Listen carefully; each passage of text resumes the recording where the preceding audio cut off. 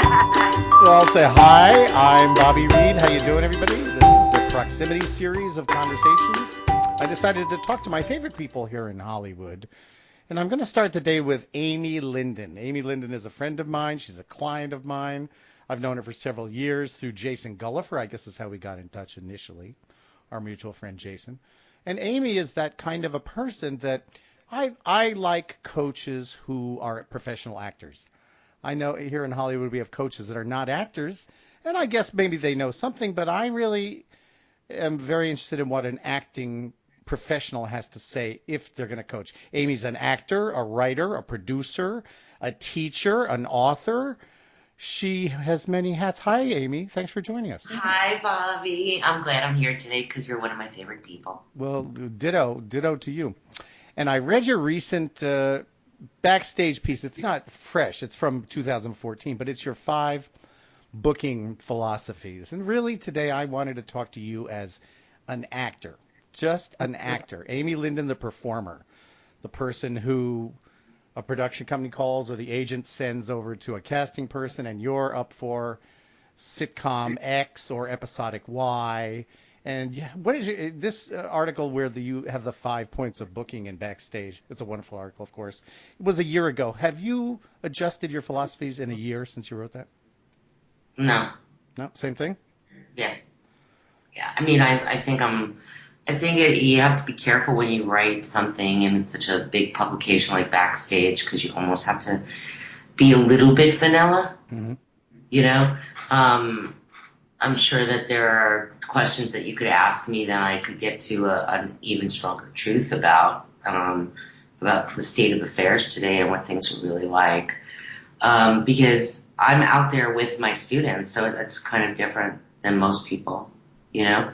And for me, I think the industry changes every single year. Hmm. Do you find that teaching educates your performing, makes you a stronger performer? Well, I've probably broken down thousands and thousands and thousands of scripts within the 20-year period, so I could actually look at a script and actually see the story very quickly because I'm used to reading them. Hmm. So that's why I tell actors all the time, that whoever's going to tell the best story is going to get the job, and it comes from reading comprehension.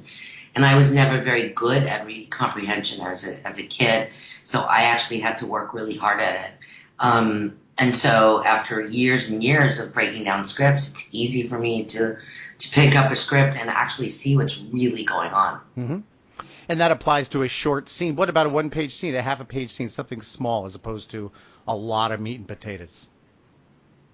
I think whatever's there is what's there, not to make anything up and just do your little slice of pizza. Hmm. Because they'll shoot the rest of it, and that's all they want to see. I think a lot of times we as actors, we look at the breakdown and we try to satisfy the breakdown in that scene, and I think that's a disservice. It's a massive disservice because the breakdown could be for the life of the character. Hmm. It could cover like 7 scenes that the character's in. So I do my own philosophy. I do my own technique. I just look at what's there and I just do what's there. Hmm. Like I don't make anything up. There is no backstory. They shot the backstory. Yes. So I only do what's there. So, in the world of Amy Lyndon, actor here in Hollywood, just like me, just a regular old Hollywood working person, you and I are, the just the workers, the worker bees of the industry. I'm not a star. I'm a slightly known quantity in certain circles, but I they don't hire me to sell tickets. I tell a story, and that may be true for you, although you may sell tickets. What is a normal booking period look like for Amy? Do you get a lot of agents? Does the agent call? Does the manager send over auditions? Do you get them yourself? Have people seen you in things and said, I want an Amy Lyndon thing going on? Where does your material come from when they call you for an acting job? Well, to tell you the truth, I'm kind of an agent and manager whore. As far as I'm concerned, I think you should have a manager and agent. You should have a manager here, like one manager, but you could have an agent in every city if you really want to. Hmm. And so sometimes I get an audition from my Texas agent. I have like 3 different voiceover agents that send me stuff. The manager will occasionally send me stuff. The other agent I have here will send me stuff. But to tell you the truth, I get the most satisfaction out of getting stuff on my own. Hmm. And do people know you, or they've heard about you, or somebody said, take a look at Amy Lyndon's stuff, she might suit this role? I think that I book a lot of stuff, let's say a film shooting in Chicago kind of thing. I think um, I'll book something based on my credits. Hmm. But in terms of the industry looking for me, I think they've seen me a lot but don't realize it's me. Hmm. And that's the same thing with you. You know what I'm saying? When you're a character actor, you kind of work a lot, but people don't, they know you when they see you. That's right. They don't really know you. That's exactly And right. so for me, I get great joy out of uh, great stories. And for me right now, it's really exciting to be able to teach actors and at the same time enjoy my career the way I want to enjoy it. What percentage is your time spent on your own acting jobs and helping others do their acting jobs? What's the ratio? Right now, it's 85-15. And 85 Helping them? helping actors. That's 85. 85-15. So your shooting is I'm not quiet. as excited. I'm not as excited about my acting career as I was 30 years ago. I've been acting here since 1983. My first movie was with Andy Garcia, Hmm. which was his first movie. I have 90. That's my dog. I I have hope so. 90 IMDb credits. You know, I'd hate that to be your that's not husband. even that's not even the ones that you know that people didn't even put on IMDb. So I've done like 150 movies and like 55 TV show, whatever, because I love to work. But I no longer have the need to be on the cover of People magazine. I'd rather be part of people's lives. Just like you are, you know what I mean? You and I are very similar in so many ways in terms of helping other people and being a part of other people's lives and giving them your experience. That's why I relate to you so thoroughly because I just started making my cabaret posters in the 80s in New York City for my nightclub act. And then other people said, oh, will you make my cabaret poster? So I started doing artwork for bands and singers and comics. And that's how Divimage was born. And I've been doing it ever since, just making artwork because most actors aren't graphic artists, but I always did it just for myself, just to serve myself. But in terms of you and your jobs, think about, I have this question and it comes about money and the offer. When somebody comes to you and they don't have a huge budget, but you like the script, will you do it? Will you look at that thing and say, yeah, I'm going to take a few days and shoot that for you? I do it all the time, Yeah. like all the time. I believe that the industry, as a general note, needs to find you. Hmm. Um, and if you're an actor, you just need to act. Uh, yeah, last week I did web series, and the week before that I did another web series, and then I did a short film before that, and I'm getting ready to shoot a feature, and I have a callback for another feature tomorrow. Hmm. So I mean, I go out all the time on stuff. Like I said, it's either me or something else. I really like independent films, Hmm. and fortunately, I'm independent enough that I'm able to work for nothing, Hmm. and I don't mind. I love acting. Conversely, has anyone ever come with just a horrible script or a horrible character, but a very good payday, and you said, what would you say in that instance if you didn't like the material, but the money was worth it? You mean if that happened, that hasn't happened, but if that has happened, I'd probably turn it down. No, so money wouldn't be that deciding factor. You wouldn't do a job for the money. 10 grand a No, day. No? no, Good. no, Interesting. no. I would never do a job for that because that's what television is for. That a girl. But hasn't, are we in the golden age of television again? Yeah, we are, but the feature film actors are taking our jobs. You know, Well, they're taking some jobs. yeah. I think there's a lot more opportunity for us more than ever. There's so much product out there, so much product out there. But then again, there's so many actors too. Well, I do believe that work begets work. of The more course. you work, the more you're going to work. And to me, that I as an actor, if you're under 18, you're considered a character. Hmm. So therefore, I believe that you could have a career your entire life. Sure. So it's a career spans a lifetime. It's not a job, it's a career. And so I just believe it never ends. And if you love it, then you'll do it regardless of whatever's offered that really, really floats your boat, so to speak. Yeah, it's true. Thinking of Vic Stalliano on Ray Donovan. Yeah. That was his first network credit, I think. Yes, it was. Yeah. Yes, it was. And and he like all of us, I mean, he's a great actor. Great. He's absolutely great. Yeah, he's a great actor. He and I did Now, a USC besides thing. great actor, it's whether or not you're able to learn how to market your great acting. That's right. And I think that most actors fall short there. I was a manager for 9 years. I don't Hmm. know if you know that. I do. Yeah, and so being a manager, it's of utmost importance that everybody be really clear on making sure that their package is as good as their talent. Hmm. So if you guys are frustrated, it's because you've got a C plus package and you're an A plus talent, and it's very frustrating to get a rep at the C plus level. So then you have to spend time making it A plus. And so that's our job, is to make sure we educate actors that it's not only about an art form, it's a business. Yeah. I try in my classes at the union that I've taught for many years, and I enjoy it, but they, in a lot of cases, and I love them dearly, but they won't do the work, and I don't know what to do. They come back for the classes, that makes them feel good, but when 6 months later, I'll ask for an inventory of what they've done. It's not always that good. I find that also, and it's the thing about horse racing. You got to run with the people that are running, and I found that also when I was in the Amway business years ago, Hmm. and what I did was in the Amway business, I used to buy people their kits because I wanted it more for them than they wanted it for themselves. Hmm. And I did that a lot when I started managing too. I would take on people that I was working so hard for them and they weren't working that hard. Hmm. And I just think that that's why it's called the 1%.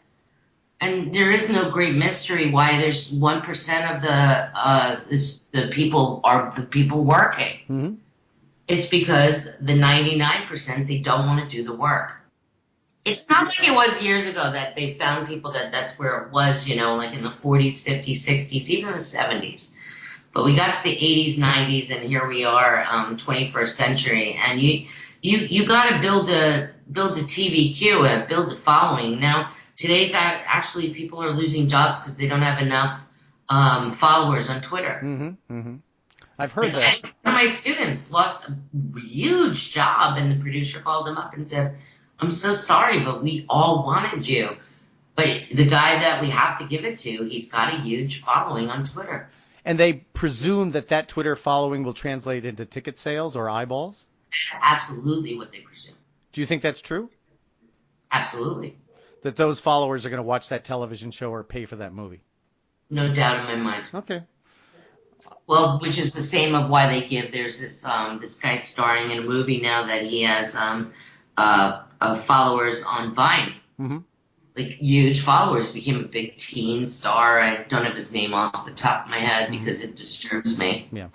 But it's because he had so many Vine followers, they gave him a contract. The Hmm. studios gave him a contract. Yeah. I see that. If I was a producer sitting at Warner Brothers, I would think, okay, I'm going to sell more tickets if that person has that kind of a following.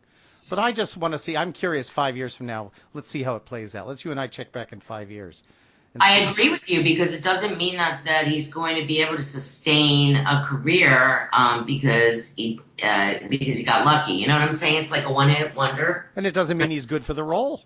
No, And well, we'll see. I think that this is all so new. You and I have watched this business morph beyond recognition. I'm shocked every day at what I read in the trades. I'm like, oh my God, that's a new idea.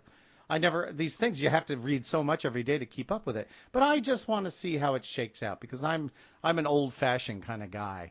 And I think the story wins and I think acting wins and story wins. It's just story. Tell me a story.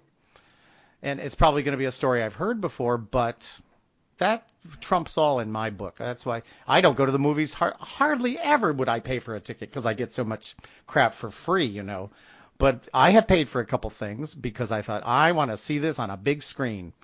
But I'd much rather sit in front of my computer. But we'll see in 5 years how this shakes out. Well, I mean, there is a difference between celebrity and a real actor. Mm-hmm. I mean, you look at Ed Norton, he's a real actor, and then you compare him to Tom Cruise, who's a celebrity. Yes. And Anthony Hopkins. That's my idea of a good comedian. Yes, exactly. He's a He's real my actor. king. Watching that man work is just unbelievable. That's acting to me. He's in Westworld. Is he in the new Westworld? Yes. Does he play the Yeah, little one brother? of my students was lucky enough to book that Oh. 2 weeks ago, and she came to class and showed me a picture of her and Anthony Hopkins next to each other, and I had chills. I had I was chills all over my body. I said to her, "Congratulations! What a huge accomplishment." And he obviously, if he's helming a tent pole that big, he sells tickets. Plus, he holds up his end of the bargain. He can act it. Plus, sells tickets. Yeah. Yeah, but they started out that way. It's just changed within the last, I would say, last 6 years or something. Yeah, well, we'll see. I have a stay tuned kind of feel about this morphing now because we're still not used to this way, the distribution channels, all these television shows. Every time I turn around, there's a network I've never heard of. Every day. Yeah. Like, what is Yeah. that one? What is that show? I see bus ads for shows with a network I've never heard of. I'm like, I have to go home and look it up. Like, what is that show on what is that network? Where are these coming from? Every day there's a network I've never heard of. Well, to tell you the truth, I'm getting on board the reality show bandwagon. Yes. Yeah. So, and I told people when I was managing many years ago that when reality first came out, I said, do it. Uh-huh. I actually told them all to do it. A lot of them didn't because they were like, "Oh no, you're not supposed to." But all those people that started doing it like years ago when reality first came out, now they can do whatever they want. Isn't that what it's about? They have to get so tired of seeing you that they give you a show. Yeah, or you produce it That's yourself. Think of all right. those people from Friends. Well, the queen of that group is Courtney Cox, who went out and immediately took her money and began making her own shows. She's so smart. Remember Dirt? Yeah. I don't think, frankly, I didn't like Dirt that much, but she put her money where her mouth was and made her own shows right away, and she still does it. She's very smart, Yeah. very smart business person. If you walk away from a show with a lot of money, the Will and Grace people or the Friends people, what you can name your ticket. What are you going to do with that money? Where are you going to find a script? Where are you going to find a series? Are you going to put yourself in it? Are you going to put other people in it like Sean Hayes made Hot in Cleveland without him in it, but he made that show. So Yeah, but Sean Hayes is a genius. Do you know he came to me right after Billy's Big Screen Kiss for management, oh, cool. and we didn't take him. Oh, well. We didn't take him. So the manager he did sign with, he booked Will and Grace. Uh-huh. Yeah, he's a great actor, but So whoever that manager was became very rich.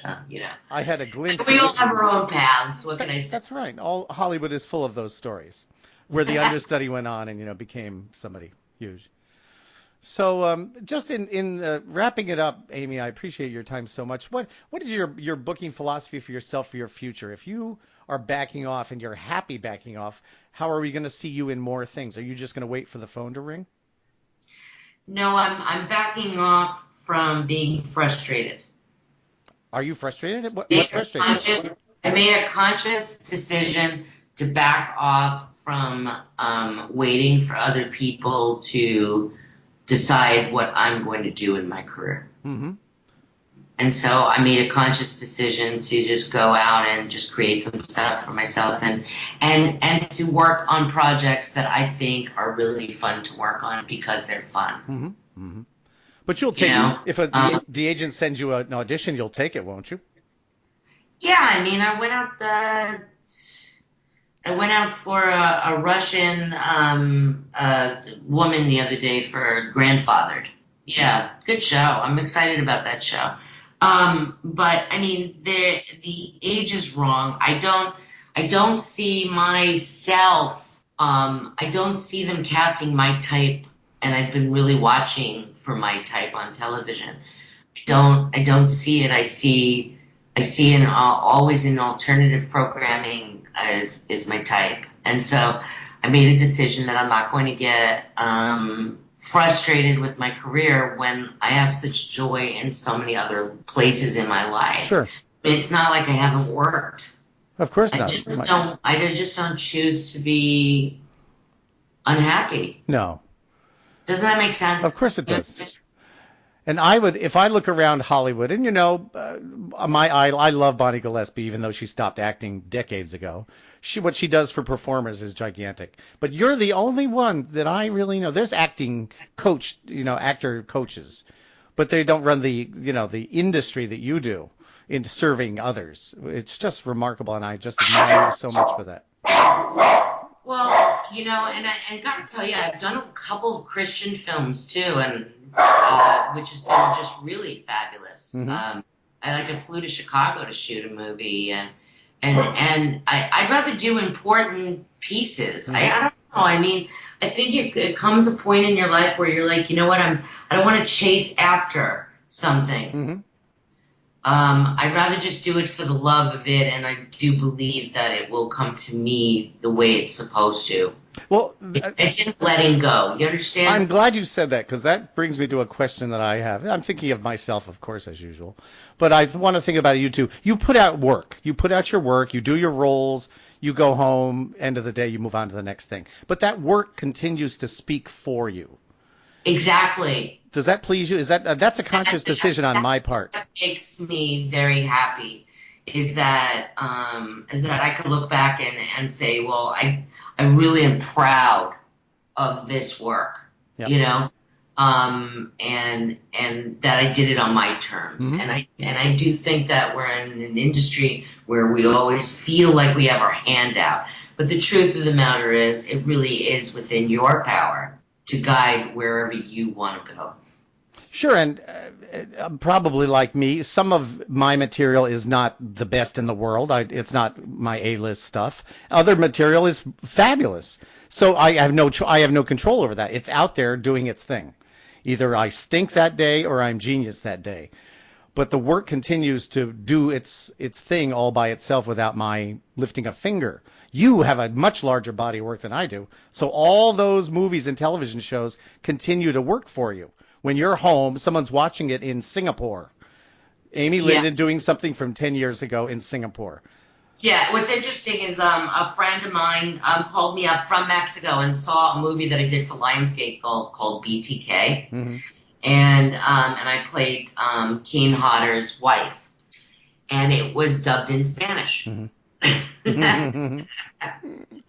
I thought that was kind of really fabulous. She's on vacation with her husband, and she sees me speaking in Spanish with subtitles in a horror film. Yes, well, movies have lives. If the producer wants to make money, down the road, God bless them, Absolutely. Absolutely. But like I said, I mentioned before, I have, I was just doing my thing, which is what I'm saying to you guys. Do your thing. Do what you love. A producer contacted me because he saw an article that a guy wrote and mentioned my name, and he literally tracked me down and said, listen, we have to meet because I have this vehicle that I believe is perfect for you. Mm-hmm. Right? And so I had a meeting with him, and he was right. It was perfect for me. That's and good. He went and he just sold it to Workaholics, who's doing several shows on TLC. And they're going to be pitching the show to all the networks, and it's called Amy's Way. Oh. It's a reality show about my life, which is crazy. But I'm telling you, I'm here, I'm an absolute example that you have to do what is right in your heart. Mm-hmm. But the only thing that is not going to work is if you quit. Yes. And I really encourage everybody out there, all your people that love you, Bobby, that they get on their horse and they get out and fill their heart out with joy and love for what they love to do. Because you're a great example of that. That's what you do. Well, thank you. And I do love it every day. And what I see is the slow drip. I see a lot of people kind of fade away. They don't quit. They sort of just evaporate very slowly. Have you ever seen that dynamic? They just float away. Yeah, I see that a lot actually, and it makes me very sad. All of a sudden it's 10 years Yeah. later and I'm like, your last credit was 2003. What happened? You know? Yeah, they get distracted because it can be very distracting because their eye is not on the work. Hmm. And also it's what we talked about earlier about understanding the business concept and stop fighting it. If you don't understand it, then learn it. Like I know nothing about marketing, and you're a genius at marketing, but I'm not. It is really a weakness of mine. So what I do is I just make sure I know this is a weakness. I'm going to go and learn it. Hmm. And a lot of actors I find, if they feel they're bad in business, they just go, well, they'll find me. Well, yeah, if you can get out, how are you going to be seen? Yes. You know? That's And that's why a lot of people quit. They quit because they're not being seen. When they get frustrated, so they go and get another job in another area Mhm. and they give up on their dream. And so that's why you see the slow drip. I like that theater piece you produced. You in the theater talking to a room full of actors. Peter Lucas was in the front row, as you remember. I love Peter I love Peter Lucas. Lucas. He's a friend and He's so oh, he's talented. marvelous. Oh my God. But you made that show for yourself. It looked like a sampler of your larger educational program. Is that right? Yes, that's on demand. And that was a year in the making. I had wanted to do that for a long time, is take my book and actually show it, Hmm. show the book. So that runs 120 minutes, the lecture, and then the application where you actually see what the 15 guidelines that I taught you, Hmm. you actually can see it being applied for another hour and 20 minutes. So there again, your self-produced skill is busy. You're busy doing things I was busy all the time, yeah. for yourself. That's wonderful. And that took a year. Well, it took a year to put it together because I mean I had 55 people in the audience, Yeah. and just to get the money together and the whole thing, the theater, the production company, the editing took forever Hmm. Hmm. because I like to put out very highly produced product. I cannot put out schlock. Well, It's as you and it's I know, when we shoot a movie, it could be 2 or 3 years later before it sees the light of day. yes. Very frustrating, but that's the way it is. And no Oh, matter how yeah. you hound them, they will not give you your footage. Oh wait, I have a good way to tell them about getting footage. You ready? Yes. This is what you do. You call them up and go, oh my God, I have this awesome meeting with Endeavor William Morris, and I'm so stupid. I told them all about the movie that I did with you, and I have nothing to show them. Like an idiot. Can you do me a favor? Just do me a favor. Just send me just 45 seconds. They'll be like, oh my God, I'll send it to you right now. I'll send you all of it. That's what you do. I got a couple of people I'm going to try that with right now. Try it. That's a good tip. That's Now, I just beg them and I say, it's not doing you any good keeping it under wraps. Give it to me. I'll promote your little movie. no, it's not going to work. You have to appeal to their selfishness. Yeah, you're right. That's a good idea. Well, you're Let wonderful, me know if it wonderful. works. I will. Amy Lyndon, you're just a genius and a gift to all of show business. You know that, don't you? You're a gift to show business. Thank you so A much. living legend, and I'm very grateful for you to take this time with me. Thank you, Amy. Thank you. And I want to give, if your listeners want to get, I'm going to give them a 25% off promotion Hmm. to go for the on demand if they email me at coldreadingclasses@yahoo.com Hmm. and tell me that you listened and that you're a fan of Bobby's. Hmm. I will give you 25% off of the lecture on demand on Vimeo. And that's the thing. Is it one whole section or is it in pieces? No, there's two solid lectures. I get it. I One get hour it. and 20 minutes each. Oh, that's wonderful. That's very nice. Yes, That's very they're generous of you. solid lecture. But you know what? They can rent it for $14.99 for 48 hours. Yeah, yeah. So I mean, the information is obtainable in either way, and plus your books. How many books do you have? One, and I'm working on another one. Good, because that's it's so highly portable. When you and I are dead and buried, those books will keep talking. So I kind of like that. Yeah, it's really crazy how much you affect people in other places in the world and you don't even realize it. Mm-hmm. Mm-hmm. That's You very know, interesting. until they write you. You know, where are your books? Right on my website See under the books like education on my tab. where? It's on the education tab of BobbyReed.com. Okay, so you don't have them on Amazon? Nope, I give them away. Oh, you give them away. Yep. Well, aren't you? God, you're making me look Well, no, bad. these are. I have a philosophy about the energy of the universe, as you know. The more I give it away, and then I get clients for advertising services. But my advice is, worth the paper it's written on, which is zero. So I don't tell anybody how to do anything. I just tell them what I do and what has worked for me. That's my Oh, that's philosophy. wonderful. And That's if you look at my career and you look at what I do and you think, okay, he's either an idiot or he really knows what he's talking about, it's for you to decide. Then they come to me for artwork like you did with I Want to Marry Larry. yeah, You're wonderful. It was a pilot at that point, I know. yeah, it was a pilot. Can you do me a favor and tell people where they can find you? Because I'm going to be putting this podcast on my business site for Sure. actors. BobbyReed.com. BOBBYREED.com. There you go. One stop shopping. I love it. I Well, love it. Well, thank you so much, thank you, Bobby. Amy. I really appreciate it. It's very kind of you. I appreciate it. Thank you.